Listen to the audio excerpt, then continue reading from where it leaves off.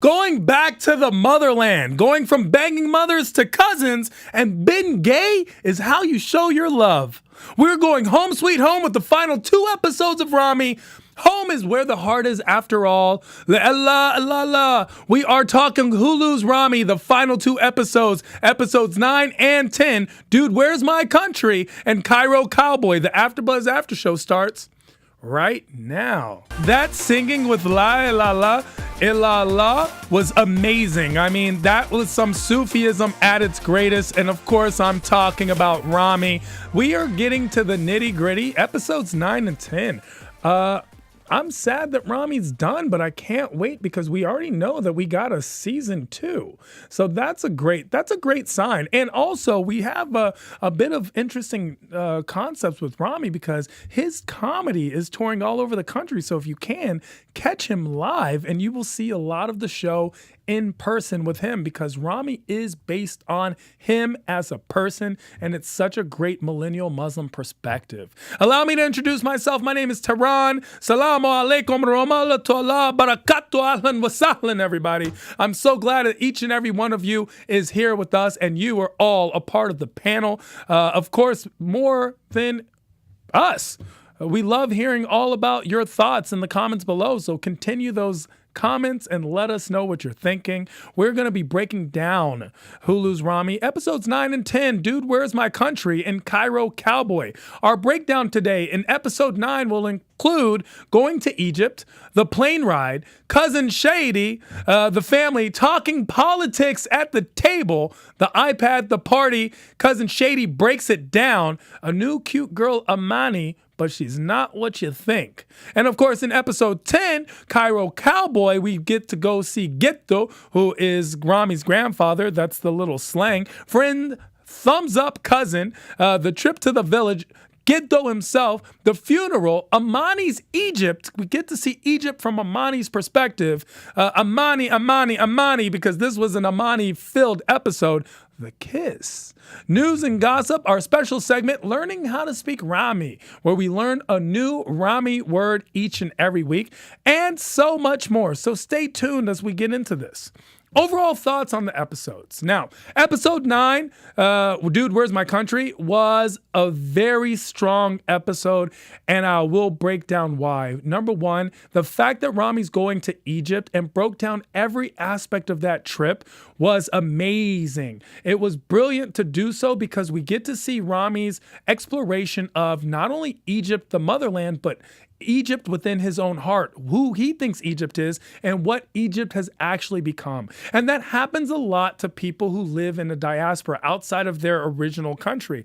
A lot of people, including my own family, struggles with the concept of what they think that country is and what that country actually has become now in the modern day. The people are not the people you still think of. Also, what I really liked about Dude, Where's My Country? Is the concept of Shady, the cousin, was a realistic portrayal of someone who is in a foreign land who you would expect. A lot of Americans who travel don't realize how many people love America. They love America. They love speaking English. They have all the knowledge of pop culture and everything that goes on. And we get to meet Shady, who's basically some kid who could be born in Brooklyn or down the street or in New Jersey with Ramy. So that was a very good look. Watching how the family interacts and the subtle nuances of getting that Middle Eastern character, that in itself is its own character. Like that should play the whole concept of what Middle Eastern culture is like, but the nuances, that is a subtle character that's throughout the show and especially prevalent in this one. Here we are in Egypt, and so it's everywhere you go. The things that only fly when you go to a third world, so to speak, right? You go to this concept because it's so different than America, and yet a lot of times you have to realize how similar they are. Here we get the concept of a Chili's, like Shady's like, let's go to Chili's. And there's Chili's in Egypt? Yeah, of course. What, did you think it was only on Slauson? There is a Chili's in Egypt. There's a Chili's in Cairo. There's a Pizza Hut. There's McDonald's everywhere you go. So it's that understanding. And of course, the politics surprised us. We saw a lot of politic talk and we're like, wow, that's so surprising.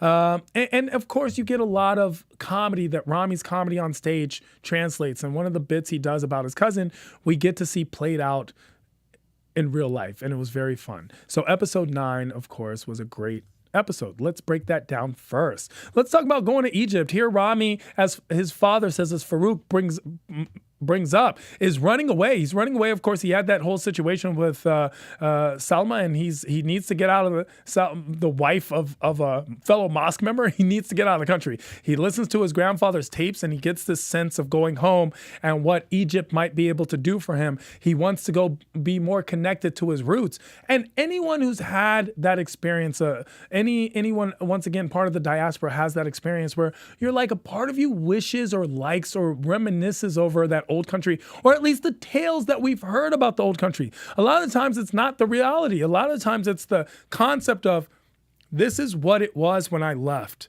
My memory trumps all things that are actual and real. And we get that with Ramy. He gets on the plane and he's listening to the tapes and he's listening to his grandfather's voice and the speech and the things that he sang to what was his father. But a lot of them actually relate specifically directly to Ramy and Ramy's current situation. But going to Egypt is not that easy. Anyone who's traveled to the motherland of any type knows it's not that easy to just get up and go. You don't just go backpack like you do Europe. No. You take suitcases on suitcases on suitcases of stuff for everyone else. I mean, that's the worst part. You take so much stuff for everyone because a lot of things that are readily available in the United States is not easily available overseas. So we get that being gay is a form of showing love. Getting extra strength being gay is not an easy thing. We don't get a lot of American name brands and American products and American quality once you start going overseas. Even something like Apple. Did you all know that Apple, for example, in the Middle East and Apple in the United States are so different that Apple in the United States won't return or accept Apple products from the Middle East? They're just different quality. They're different product. And that's a real thing. And a lot of people don't talk about these things. A lot of people don't touch on them. And I'm so glad that Ramy did. Of course, that's what we've grown to love about Ramy and Ramy Youssef's idea of what his show is about is touching on the truth, whether it makes you uncomfortable or not. So we get him getting on the plane and someone cutting their toenails and their fingernails right next to him.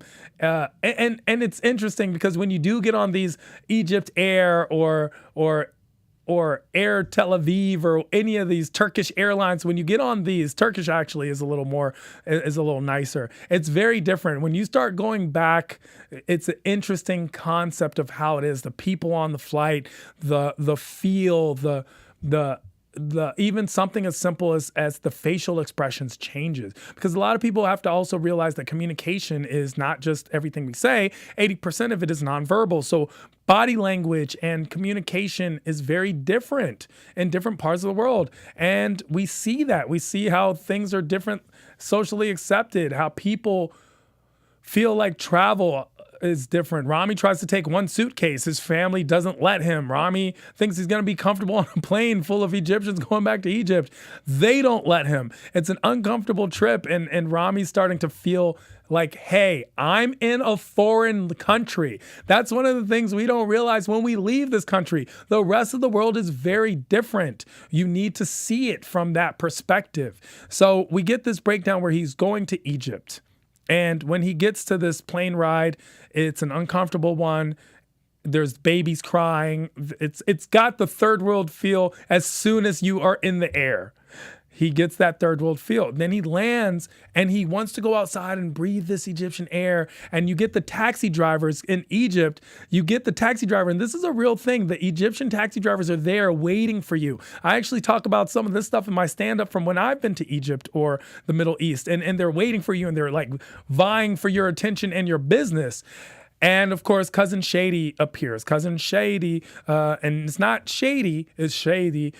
Cousin Shady appears and Ramy is waiting to meet this Egyptian cousin. He's thinking it's going to be a pharaoh or someone in a abaya or something like that who comes out. And no, No, it's Cousin Shady who's American. Cousin Shady's a homie. He even uses the word nigga. He uses the N-word profusely to the point where Ramy's like, it's uncomfortable that you're saying that. And Shady goes, why? Egypt is in Africa. Egypt, we are Africans. And if that's what the purpose of that word is, then why aren't we allowed to use it? Well, that's actually a point of contention that comes up a lot. Is you see a lot of people in foreign nations who talk about things like this, who use the N-word, for example, because there is no racial context or connotation behind the N-word the way there is in the United States and the Western world. There is none. They're just getting it because it's a part of pop culture. They're listening to rap songs, they're listening to hip hop, and they're saying, well, this is the way people express themselves in the United States, then that's what I should be allowed to do. They don't understand the racial divide that the word causes.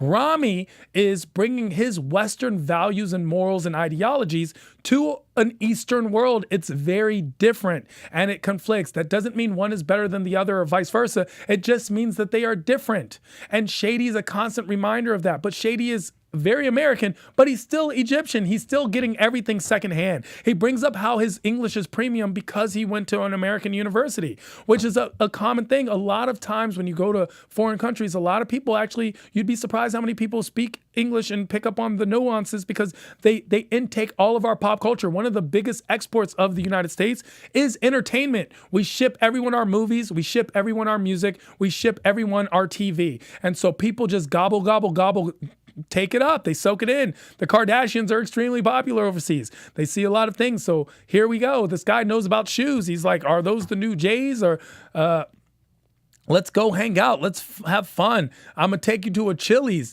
He's this American, but it's also from a perspective. He's getting it secondhand. It's almost as if he's playing telephone with the culture. The same way, on the flip side, Ramy's doing the same thing, except with Egyptian culture. Ramy's trying to relate on an Egyptian level. He's trying to speak Arabic. He's trying to communicate in the mother tongue. He's trying to connect more with his Egyptian roots. And he doesn't realize when you're looking at the pyramids in Egypt, there's a Pizza Hut that kind of blocks your view. There's a huge Pepsi sign right there. I mean, it's where the old world meets the new world. That's the concept. That's the Egypt that we all don't know. Yes, you're on the street with cars, and then there's a camel. And the traffic is crazy. You want to talk about real traffic? That's Egypt. Traffic is crazy. So Cousin Shady's there, and Cousin Shady is like, he's the plug. He's kind of plugged into Egypt. He's the Egyptian kid. And he knows everyone, and that's what leads later to the party that we're gonna get to.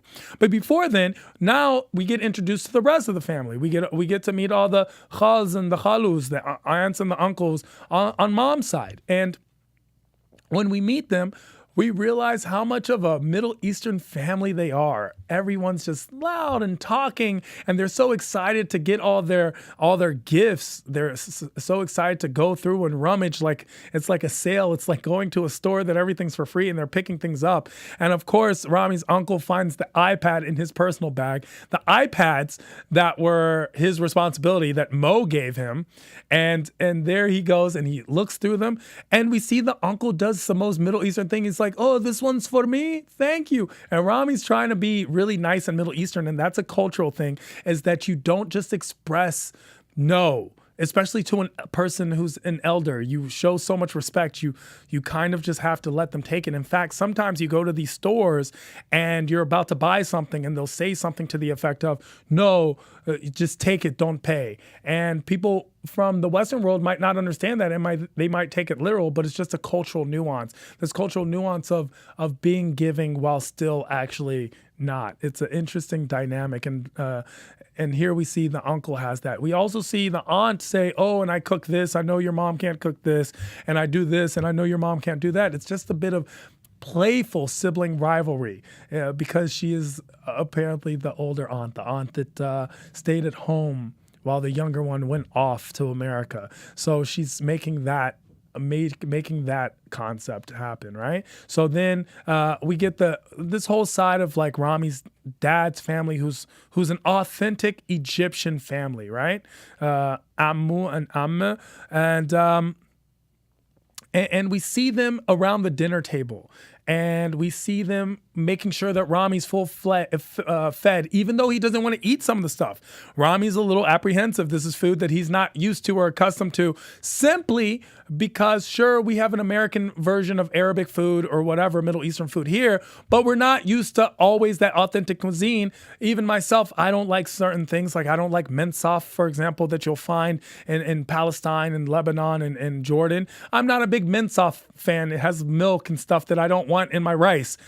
It's just the thing. It's just you grow up eating what you are accustomed to. And that's one thing. We always just assume that what we do and what we eat and how our moms cook is always going to be the best. And that's not the case. It's just there's different strokes for different folks. So the family's sitting around and they're eating pigeon, something we might not be so accustomed to here, right?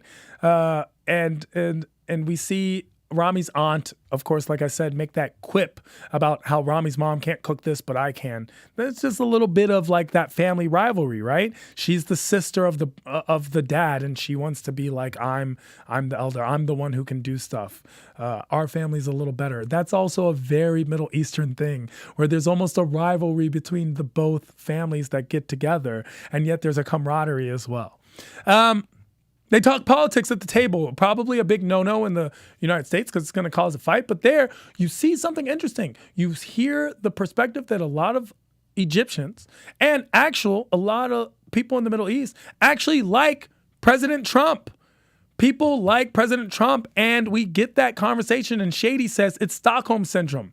They're used to being punished. So someone who's like this manner, and he equates President Trump to a dictator, is something they're used to. And that was the subtle double entendre where Rami's saying, on one hand, the Middle Eastern people do actually talk about Trump in a positive way. They see him as a strong president. There are people who think that President Trump will be the reason for the liberation of their lifestyle and or country. That is a true thing. So it was very shocking for us as an audience to look at that and understand that, because we're thinking that here, President Trump in the United States tends to seemingly have a lot of things to say against the Middle Eastern countries and Muslims, and yet they feel that this is a thing. And the aunt brings up Susan Sarandon likes Trump. Who are you? Are you better than Susan Sarandon? And that's such a Middle Eastern Arab thing to say. It was so great watching them talk about it. Politics is a very common theme in Arab tables and Middle Eastern tables. It's a very common theme in the life. People talk politics very openly. They talk about hating politics and hating countries and hating people and killing them. And it's not literal. In a lot of times, it's a lot of figurative and metaphorical speak. It's a way of speaking that's actually a very old way. And I mean that in a traditional sense, where it's like thousands of years of how people talk when they're talking amongst themselves is very different than how people talk when they are in public. And it's a great way to show that. Now we get the iPad storyline. Well, when I'm talking about the iPad storyline, it's the iPads. And this is something that people might not understand either. There's a big trade-off where people go from the United States to the Middle East and they take things that are hard or difficult or expensive in the Middle East, but not as expensive here. And iPads is one of them. There was a time where iPhones and Beat headphones were actually way less expensive in the United States than the Middle East. So you would take it to the Middle East. You would take a couple with you under the guise that you were going to give them to family members, and you would sell them to recoup the plane ticket, the cost of the ticket, or make some money for yourself while you're there. And that's what Mo is planning to do with these iPads and taking them to Egypt. Something that's a little difficult and very expensive to find in Egypt, we have readily available at every single mall across America. So Rami takes them, but of course, Amu takes one of the iPads and is loving it, by the way, loving it. He's talking about how this is going to change my life. So Rami cannot get it back from him.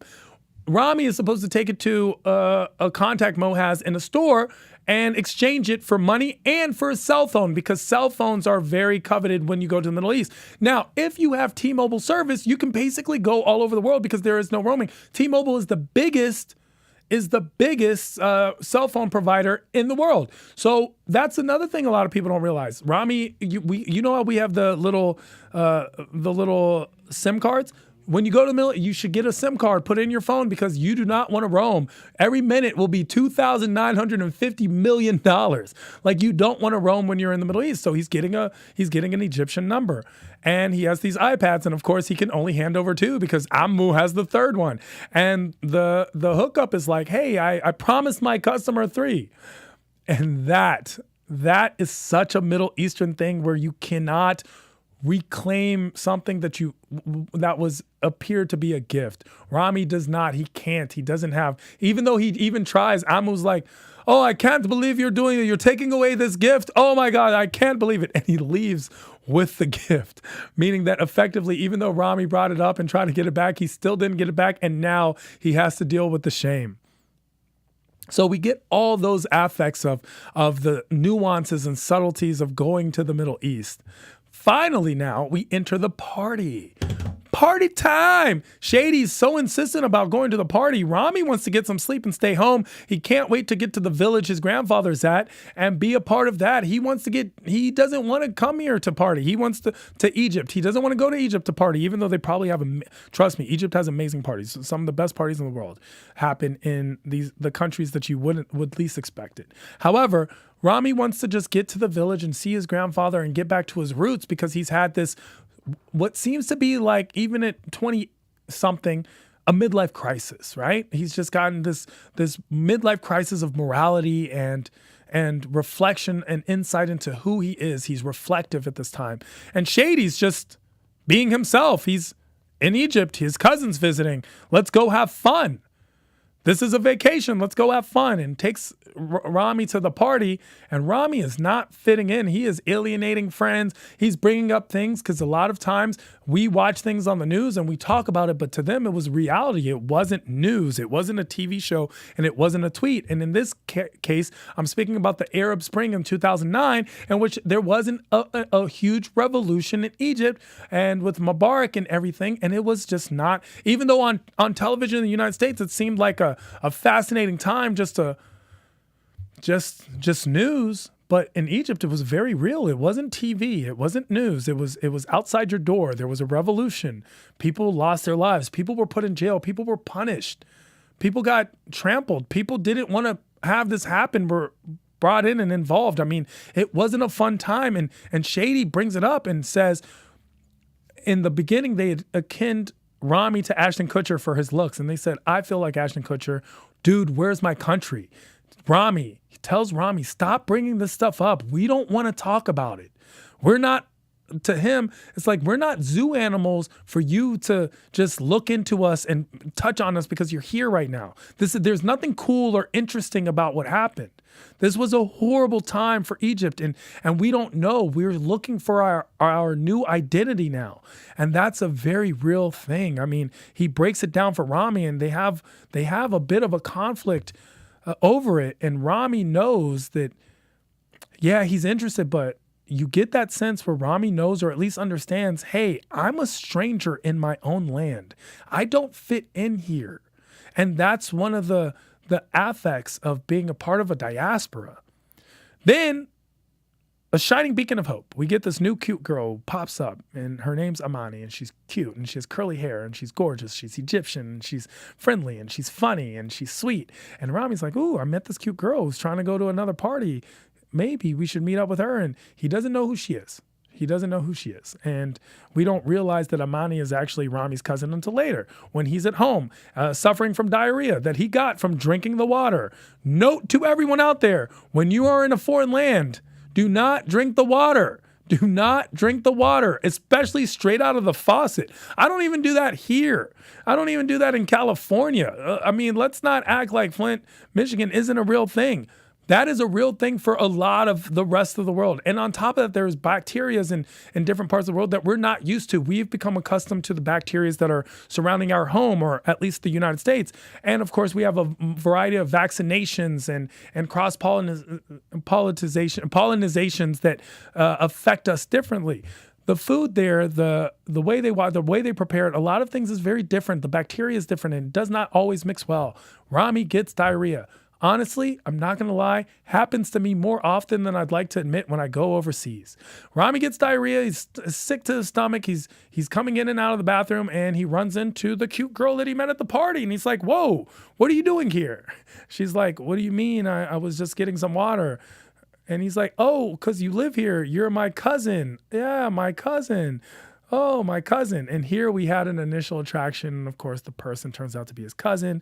And we see that. And we actually get a lot of that in Rami's humor and his comedy on stage. And that's why it's a very strong, profound moment for the show. Now, before we go on, I do want to say, I want to thank each and every one of you for being as much, if not more so a part of this panel than all of us here at AfterBuzz. We appreciate you. And to be honest, I personally host a variety of AfterBuzz after shows and panel on them because I love the same shows that you do at home. And I love to talk about it. And more so, I love the fact that you all like to talk about them too. So please do us a favor. I know you're part of the AfterBuzz family. All you have to do is share, subscribe, and comment. That's it. Just share, subscribe, and comment. It's the easiest thing ever. Doesn't matter what you write. We'd love to hear from you. We enjoy your ideas and thoughts on the shows and on each every one of us. So please tell your friends to tell their friends. And if you're listening to us on iTunes, give us that 5-star rating we so greatly deserve. And go ahead and comment there too. Boost us up to the top of that search file. And we appreciate it because we thank you for making us allowing us to keep being the ESPN of TV talk.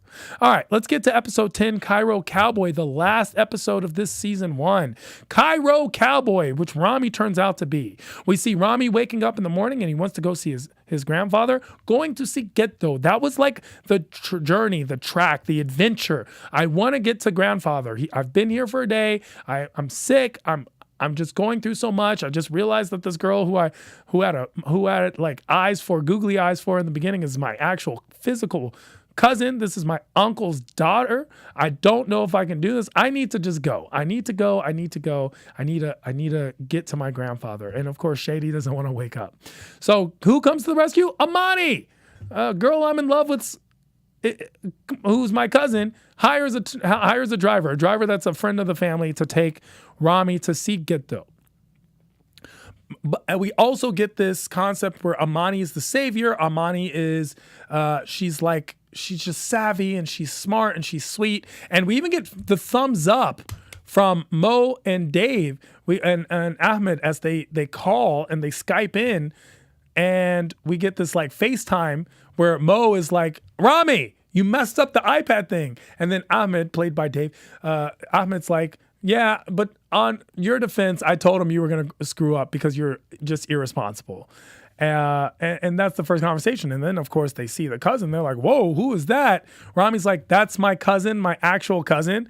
And Mo's like, so keep it in the family. And we touch on a very touchy subject for many people, which is that it's still sometimes customary in many places overseas for cousins to get married. Something that is extremely taboo, especially here in the United States. Cousins getting married is the basis of jokes. It's the basis of states that we stay away from. It's something that's more common. It's not extremely common. It's not the most common, but it is more common than we would like to admit in the rest of the world. And it's something that a lot of people keep on the down and they don't talk about. However, it does happen, and it's a simple procedure, and it's something that does happen, and it's reflective of a true vision of things that are very Middle Eastern and very third world. It doesn't matter where you are or where you're from. It's a true thing, and the friends give a thumbs up to that. Now, we need to get out of this situation. Ramy needs to get out of this. So, of course, he goes to that trip to the village. When he's on that trip to the village, the car right there is a classic concept of driving in Egypt. What it takes, driving around camels, honking, not having a seatbelt that works. The driver's not paying attention to one point where he says, sometimes I just drive with my ears. And Ramy's like, well, this time can we drive with our eyes? Look forward. Stop talking to me.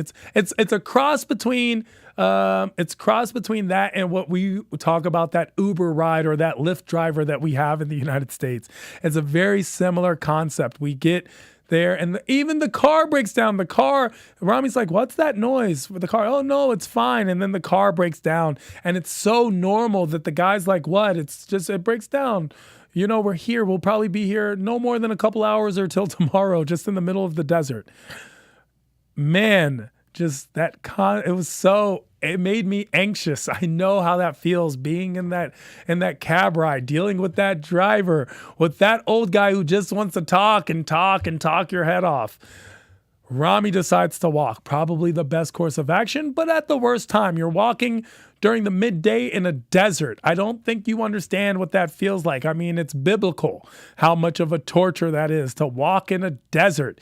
He walks in the desert to what the fields are that his grandfather's fields. His grandfather, we learn, is a strawberry farmer and has all these strawberries, something that is very much a product of Egypt, is strawberries. And that's why we have strawberries year round. We get that piece of information back in episode 4.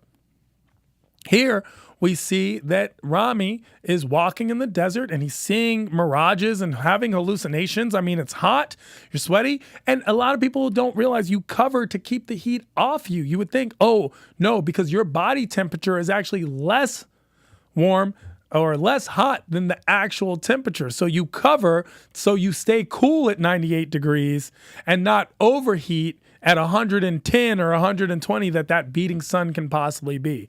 He walks a long way. Now, it looks like he walks, I would say, something like 3 miles, just looking and judging from the distance, but we're not sure. And that's when he gets to Jiddo. That's when he gets to his grandfather. Getting to his grandfather was like a revelation for him. He sees his grandfather. His grandfather comes off as this very wise man, a Haji. That's someone who's taken the pilgrimage to Mecca, someone who's just a very wise and understanding man who's learned a lot in his years. He comes off that way and he even admits he wasn't always so, but in his older age, and that's something that that a lot of people, especially we respect in the Middle East, is the older age, the experience, the listening to your elders, looking up to your elders, that experience is invaluable.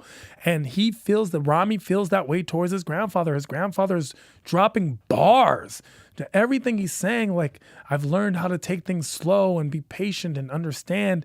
I was upset at your father, but now I realize that I must pass on my knowledge to the grandson. And that is you. You're the most important thing. And he's getting to know his grandfather. He's getting to know his roots. He's growing as a person like a tree. And he's just in that mode. And of course, grandfather kills over and dies. At least he got to see Ramy before he passed. He passes and Ramy's just in shock. And we cut to the funeral. Now at the funeral, Ramy's grandfather was older.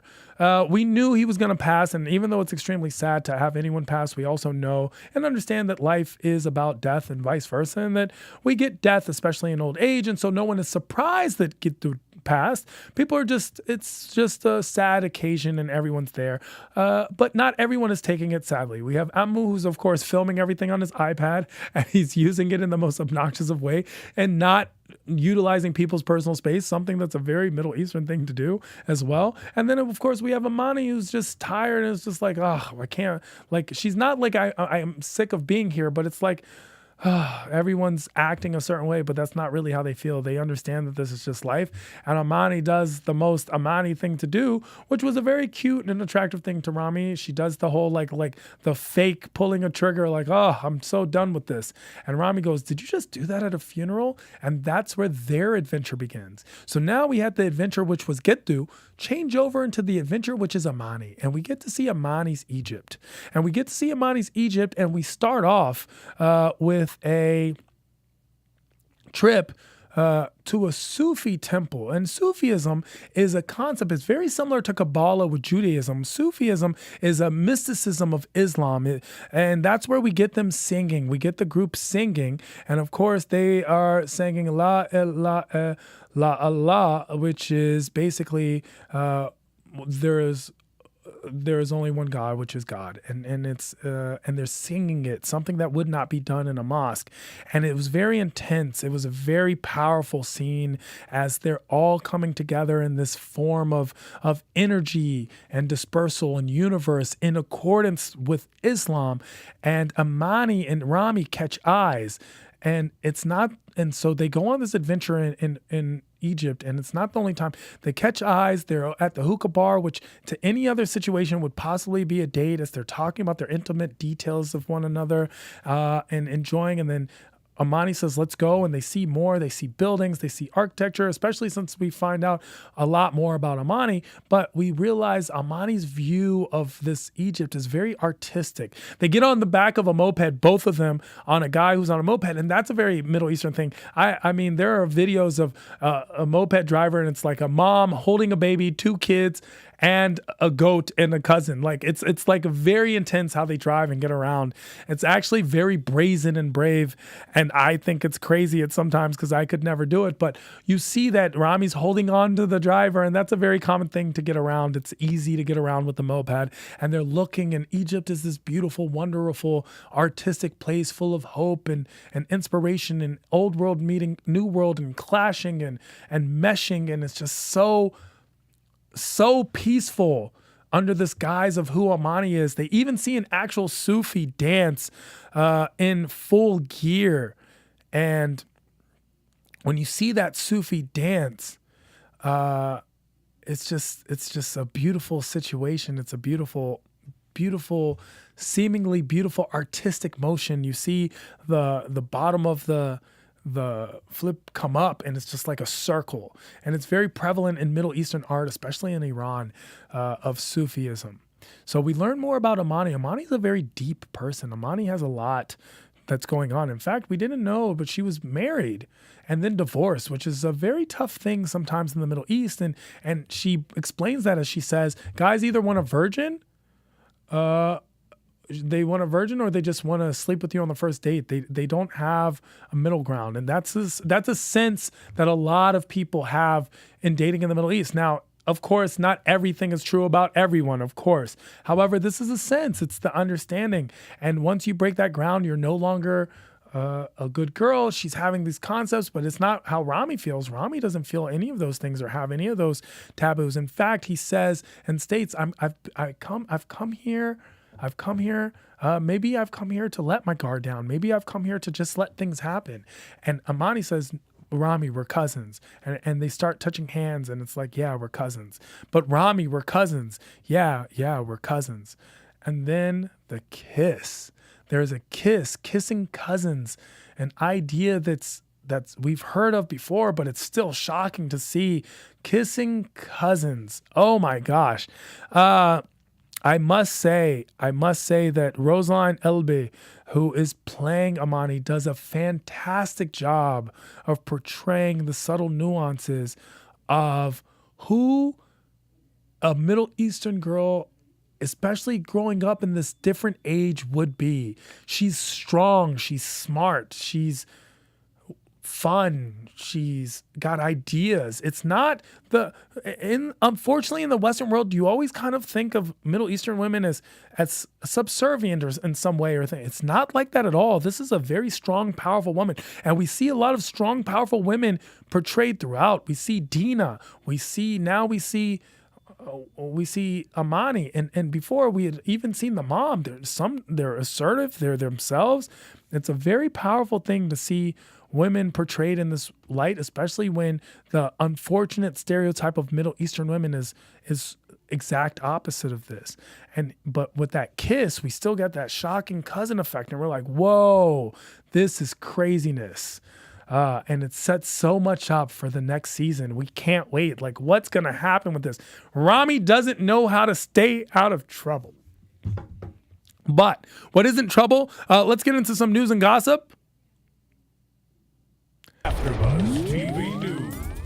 Yes, Vox recently did an article on Ramy and states that Ramy, our Hulu's Ramy, is one of the top 5 best shows of 2019. That's right. It is up there with such esteemed shows as Voss Redom and other shows, even Game of Thrones. And here Ramy, our little old Ramy, is just the little show that could. It is trucking through. And we're definitely getting a second season, and now we all know why. I'm saying that there is going to be some Emmy nods for this show, and Vox seems to agree. So thank you so much, each and every one of you who watched, because we're the ones making this happen. Spreading the word and that grassroots effect with Ramy is definitely working. What happened is everyone said it was so good and started telling everyone about it, and we appreciate that. So let them know about the after show as well. For our special segment, we learn how to speak Ramy. We learn a new Arabic word every week, a word that we might have heard on the show. This week's word is going to be masalama. Masalama means bye. Masalema means bye, and that's what's going on with Ramy right now. It's Masalema time because we're bye. We're done with season 1. Episode 10 was the final one of this venture, but we do have another 10 episode season that will be airing next year, season 2. So I cannot wait till we get some of that. But from now until then, do you know what? You can find me, y'all. You can find me at I Am Tehran all across the board. That's IAMTEHRAN. And I also host a slew of AfterBuzz after shows right here talking about all your favorite programs. So make sure to check me out and tell your friends to tell their friends as well. Until next Ramy season, I guess all I have to say is Ma salama. Ma salama, everybody. Our founder, Keven Undergaro, and me, Maria Menounos, would like to thank you for tuning in to AfterBuzz TV. Remember, we're not just the first, we're the biggest in the world, and we're the only destination for all your favorite TV shows. Whatever you crave, we've got it. So go to AfterBuzzTV.com and check out our lineup. Buzz you later. The views expressed herein are those of the hosts only and do not necessarily reflect the views of AfterBuzz TV or its owners or principals.